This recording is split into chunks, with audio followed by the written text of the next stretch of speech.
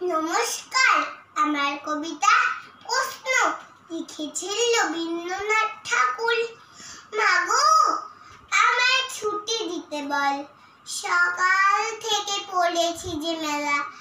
এখন আমি তোমার ঘরে বসে করব শুধু পড়া পড়া খেলা। তুমি বলছো দুপুর এখন সবই, না হয় যেন সত্যি হলো তাই। একদিন ওকে দুপুর বেলা হলে বিকেল হলো মনে করতে নাই। আমি তো বেশ ভাবতে পারি মনে, সূর্য ডুবে গেছে মাঠের শেষে।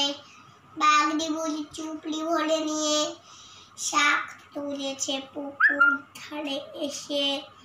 আধার উলমালার কাছে তলা, কালি হয়ে এলো দিঘির জল। হাটের থেকে সবাই এলো ফিরে, মাঠের থেকে এলো চাষির দল।